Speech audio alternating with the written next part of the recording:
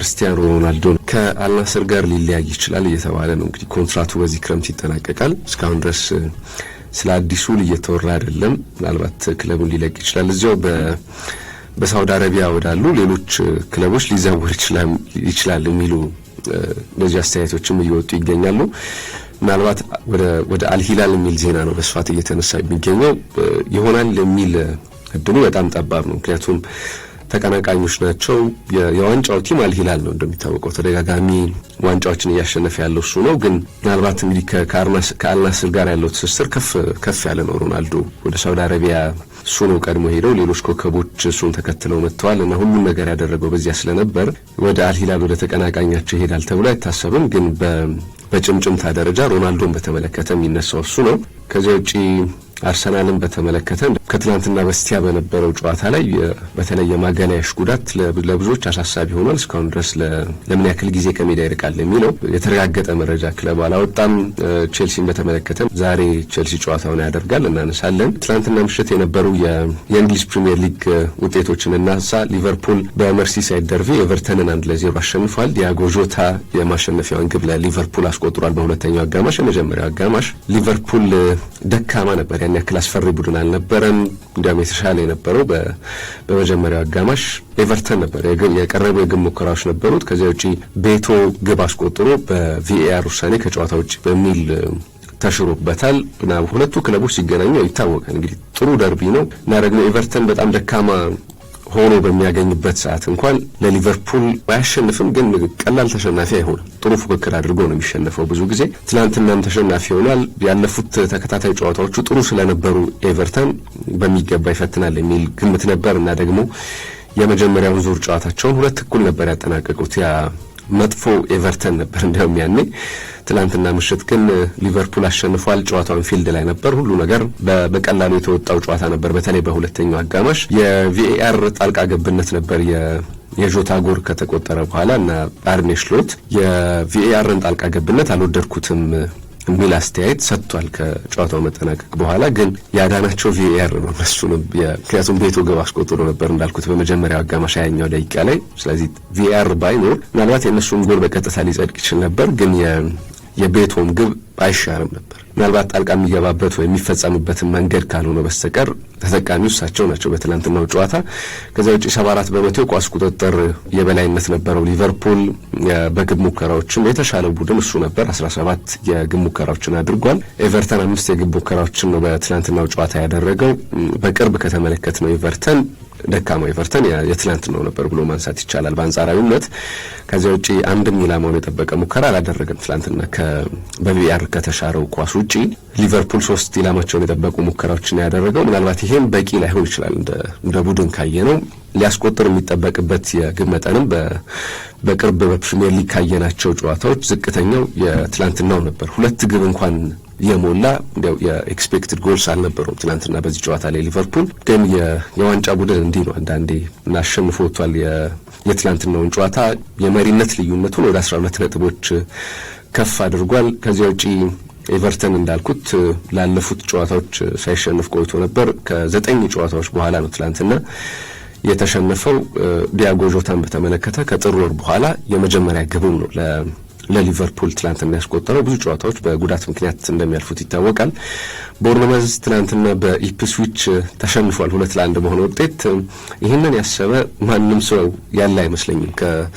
ከውጤቱ በፊት ገምቱ ቢባል ቀለል ባለ መንገድ ቦርንመዝ በሜዳውም ሲጫወት ስለነበር ትናንትና ጨዋታውን ያሸንፋል የሚል ግምት ነበር። ከዚያ ውጭ ትልልቅ ክለቦችን እያሸነፈ የነበረ ክለብ ስለነበር ግምቶቹ በሙሉ ለቦርንመዝ ነበር ቀድሞ የተሰጡት። ግን ትናንት ሳይታሰብ የማኬና ቡድን አሸንፎ ወጥቷል። ዴላፕ 60ኛው ደቂቃ ላይ ትናንት ግብ አስቆጥሯል፣ የማሸነፊያ ግቧን። ከዚያ ውጪ ብሮሄድ የመሪነትን ግብ ያስቆጠረው ተጫዋች እሱ ነው። ኢቫን ኒልሰን ከ2-0 መመራት በኋላ ግብ አስቆጥሮ ነበር ለቦርንመዝ፣ ግን ይሄ በቂ አልነበረም። እንግዲህ በቅርብ ጨዋታዎች ላይ እየተቸገረ መምጣት ጀምሯል ቦርንመዝ። አንዳንድ የማይጠበቁ ጨዋታዎችን ሲያሸንፍ እያየነው ነው። ግን ደግሞ ትናንትና የተሸነፈበት መንገድ በፍጹም የተጠበቀ አልነበረም። የኳስ ቁጥጥር የበላይነት ነበራቸው። ከዚያ ውጪ በግብ ሙከራዎችም የተሻለው ቡድን ቦርንመዝ ነበር በትናንትናው ጨዋታ ላይ። እንግዲህ በኤፍኤ ካፕ በማንቸስተር ሲቲ እንደተሸነፈ እናስታውሳለን ባለፈው። ስለዚህ የመጨረሻ ውጤቶቹ ጥሩ እየሆኑ ያሉ አይመስሉም። በብሬንትፎርድ ተሸንፏል በፕሪሚየር ሊግ 2-1 በሆነ ውጤት። ከዚያ ውጪ በኤፍኤ ካፕ ዋንጫ በሲቲ ተሸንፎ ከውድድሩ ውጭ ሆኗል። ትናንትና ሶስተኛ ተከታታይ ሽንፈት ነው። መዳከም እየመጣ ያለ ይመስላል ውድድሮቹ በገፉ ቁጥር። ከመጨረሻ 4 ጨዋታዎቹ በተከታታይ አንዱንም አላሸነፈምና እየተዳከመ ስለመምጣቱ በደንብ የሚያሳይ ይመስለኛል። ከዚያ ውጪ ባሉት ግን የቀድሞ ውጤቶቹን ማንቸስተር ሲቲ ኒውካስልን ያሸነፈበትን አጋጣሚ እናስታውሳለን። ምናልባት የሁሉንም የፕሪሚየር ሊግ ጨዋታዎችን ከተመለከትን 5 ጨዋታዎች ሳያሸንፍ ተጉዟል በፕሪሚየር ሊግ እና እየወረደ እንዳለ በደንብ የሚያሳይ ይመስለኛል። ከዚያ ውጪ በትናንትናው ጨዋታ የማኬና ቡድን ከረጅም ሳምንታት በኋላ ነው ያሸነፈው። ለመጨረሻ ጊዜ በፕሪሚየር ሊግ ጨዋታ አሸንፎ የነበረው ቼልሲን እንደነበር እናስታውሳለን። ከዚያ በኋላ የመጀመሪያ ድሉን ነው ያስቆጠረው። 10 ጨዋታዎች አልፈውት ነበር። ካለፉት 10 ጨዋታዎች 8 ተሸንፎ 2 ጨዋታ ብቻ ነበር አቻ ተለያይቶ የነበረው። ትናንትና ወደ አሸናፊነት መጥቷል። ግን አሁንም ቢሆን በሊጉ የወራጅ ቀጠና ላይ ነው የተቀመጠው። 18ኛ ደረጃ ላይ ይገኛል። ከሱ ቀጥሎ 19ና 20 ያሉ ምናልባት እንግዲህ በሊጉ ለመቆየት ከዚህ በኋላ ያሉት ጨዋታዎች በጣም ወሳኝ ናቸው። ማንቸስተር ሲቲ ትናንትና ሌስተር ሲቲን 2-0 በሆነ ውጤት አሸንፏል። ጃክ ግሪሊሽ ከወራት በኋላ ትናንት የመጀመሪያ ግቡን ለማንቸስተር ሲቲ አስቆጥሯል። ከዚያ ውጪ ኦማር ማርሙሽ በጥር የተጫዋቾች የዝውውር መስኮት ክለቡን የተቀላቀለው ተጫዋች ግብ አስቆጥሯል። 4ኛ ደረጃን ይዟል ማንቸስተር ሲቲ። ትናንትና ማሸነፉን ተከትሎ ከአራተኛው ከማንቸስተር ሲቲ አንስቶ እስከ 8ኛ ድረስ እስካለው ብራይተን ያለው የነጥብ ልዩነት 4 ብቻ ነው። ስለዚህ ዋስትና የሚሆነው ቀጣይ ጨዋታዎችን ማሸነፍ ብቻ ነው ለሲቲ በአውሮፓ ቻምፒዮንስ ሊግ ለመሳተፍ። ሌስተር ሲቲ ትላንትና ሌላ መጥፎ ምሽት ያሳለፈበት ነበር።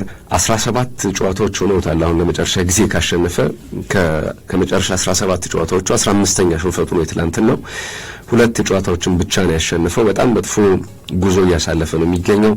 በፕሪሚየር ሊጉ ተከታታይ 7ኛ ሽንፈቱ ነው። ምናልባት አሁን ሌስተር ሲቲ በሊጉ ለመቆየት ሌላ እድል መሞከር ያለበት ይመስለኛል። በውድድር ዓመቱ 3ኛ አሰልጣኙን ስለመቀየር እያሰበ እንደሆነም በአንዳንድ መረጃዎች እየወጡ ይገኛሉ። ብራይተን ትናንት በሜዳው በአስቶን ቪላ 3-0 ተሸንፏል። ሌላ መጥፎ የውጤት ጉዞ ላይ ያለ ክለብ ይመስላል ብራይተን። ማርከስ ራሽፎርድ፣ ማርኮ አሴንሲዮና ዶኒኤል ማለን የማሸነፊያ ግቦችን ለአስቶን ቪላ አስቆጥረዋል። ሶስቱም ትላንት ምሽት ግብ ያስቆጠሩ ተጫዋቾች በጥር የተጫዋቾች የዝውውር መስኮት አስቶን ቪላን የተቀላቀሉ ናቸው እና በጣም የተሳካ የጥር የዝውውር መስኮት እንዳሳለፉ ማረጋገጫዎች ናቸው። ከዚያ ውጪ ራሽፎርድን በተመለከተ 7ኛ የግብ ተሳትፎ ነው ትላንትና ለአስቶን ቪላ። በ6 ጨዋታዎች ነው ይህንን ያደረገው እና ደግሞ ቋሚ ሆኖ እየጀመረ ያለባቸው ጨዋታዎች ጥቂት ናቸው። ግን ተቀይሮም ሲገባ ቋሚ ሆኖም ሲጀምር መያዋዥቅ አይነት ብቃት ለክለቡ እየሰጠ ነው የሚገኘው። 3ኛ ግብ ነው ትላንትና ያስቆጠረው በክለቡ። ባለፈው ሳምንት እናስታውሳለን በኤፍኤ ካፕ ዋንጫ 2 ግቦችን አስቆጥሮ እንደነበር ክለቡ ወደ ቀጣይ ዙር ሲሻገር። ትላንትናም እንደዚሁ በተከታታይ 2ኛ ጨዋታው ላይ ግብ ያስቆጠረበት ነበር። እሱ ብቻ ሳይሆን ማርኮ አሴንሲዮም በጣም አስደናቂ ጊዜን እያሳለፈ ነው። ወደ አስቶን ቪላ በውሰት ከመጣ በኋላ 8 ግቦችን አስቆጥሯል። ከየካቲት ወር ጀምሮ በፕሪሚየር ሊጉ የሱን ያክል ግብ ያስቆጠረ ተጫዋች የለም። በየካቲት ወር የመጀመሪያ ጨዋታውን ለአስቶን ቪላ ካደረገበት ጊዜ አንስቶ ማለት ነው። ብሩኖ ፈርናንዴዝ፣ ኦማር ማርሙሽ እና መሐመድ ሳላህ ተከትለው ከሱ በኋላ ብዙ ግቦችን ያስቆጠሩ ናቸው። ከየካቲት ወር በኋላ 7 ግቦችን ብሩኖ ፈርናንዴዝ አስቆጥሯል። ከዚያ ውጪ ማርሙሽና ሳላ 6 ግቦች አሏቸው። ሌሎች ጨዋታዎች ነበሩ ትናንትና። ሳውዛምፕተን ከክሪስታል ፓላስ ያደረጉት ጨዋታ 1-1 ተጠናቋል። ከዚያ ውጪ ኒውካስል ትናንትና ከብሬንትፎርድ ጋር ያደረገውን ጨዋታ 2-1 በሆነ ውጤት አሸንፏል። በጣም ከባድ ጨዋታ ነበር። በብሬንትፎርድ በሊጉ በጣም ከሚፈትኑ ክለቦች መካከል አንደኛው እንደሆነ ይታወቃል።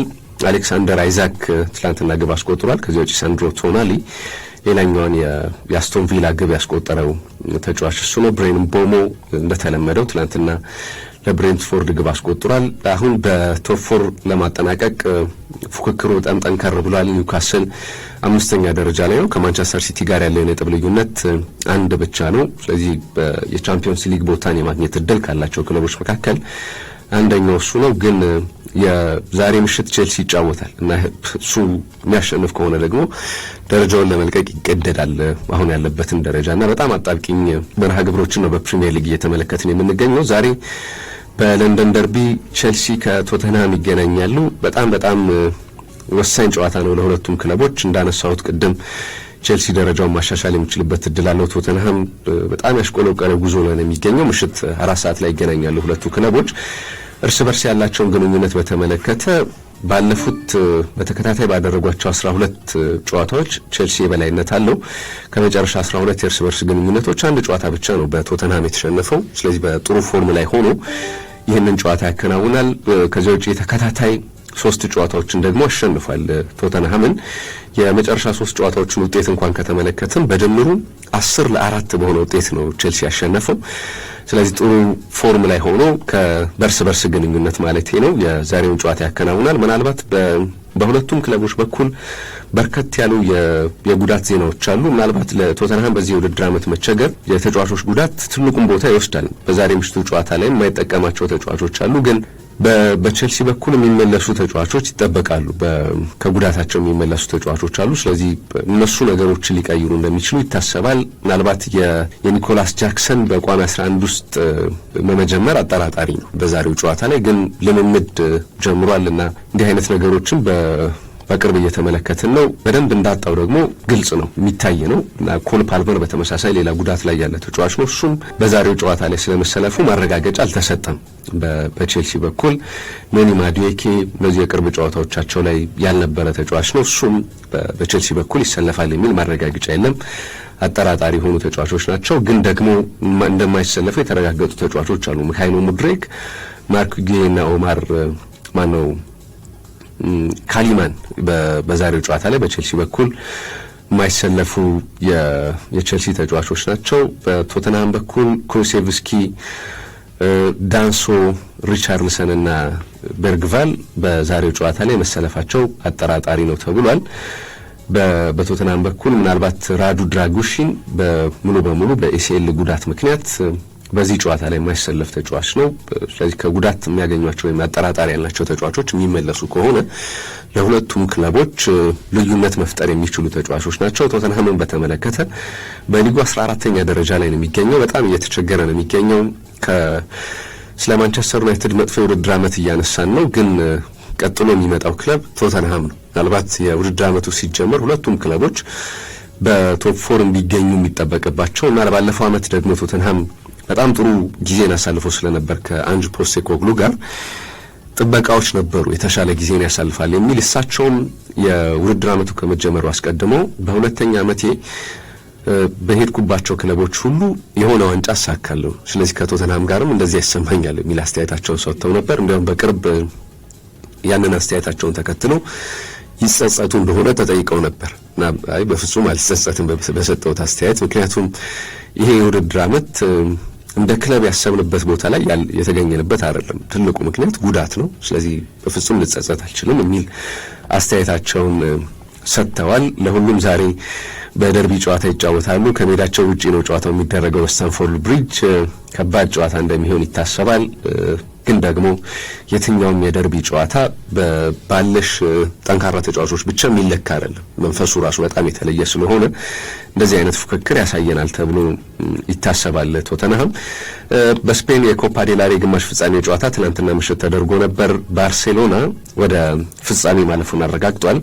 ከሜዳ ውጭ ያደረገውን ጨዋታ 1-0 በሆነ ውጤት አሸንፏል።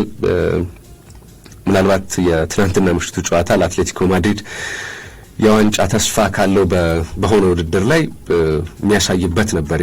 የትናንትናው ጨዋታ ግን አልተጠቀሙበትም። ምናልባት በቻምፒዮንስ ሊግ ከውድድሩ የወጡበት መንገድ በጣም አሳዛኝ እንደነበር እናስታውሳለን። የትላንትናውም ደግሞ ሌላ በአንድ ግብ ልዩነት ከውድድሩ ውጭ የሆኑበት ነበር። የቻምፒዮንስ ሊጉ እንዳውም በመለያ ምት ጭምር የተጠናቀቀ ጨዋታ ነው። እንግዲህ በውድድር ዓመቱ ዲያጎ ሲሜዮኔ ያለ ዋንጫ ሊያጠናቅቁ የሚችሉበት እድል አሁን በጣም ሰፍቷል። ከዚህ በኋላ የላሊጋን ዋንጫ ማንሳት የሚታሰብ ስላይደለ ማለት ነው። በድምር ውጤት 5-4 በማሸነፍ ነው ባርሴሎና ቀጣዩን ዙር የተቀላቀለው። በኮፓ ዴላሬ የትናንትናውን ጨዋታ እንዲያሸንፉ ትልቅ ምክንያት የነበረው ፌራን ቶሬዝ ነው። በጣም አስደናቂ ግብ አስቆጥሯል። በቅርብ ጨዋታዎች ላይ ለክለቡ በግብ ተሳትፎ እንደዚሁም ከግብ ውጪ ባሉት ሌሎች መለኪያዎች ሁሉ በጣም ጥሩ እንቅስቃሴን እያደረገ ያለ ተጫዋች ነው። ፍጹም ብልጫ ተወስዶበት ነበር ትናንትና አትሌቲኮ ማድሪድ። በሜዳው የሚጫወት ክለብ አይመስልም ነበር። 15 የግብ ሙከራዎች ነበሩት ባርሴሎና። ከዚህ ውጪ 57% የኳስ ቁጥጥር ብልጫ ነበረው።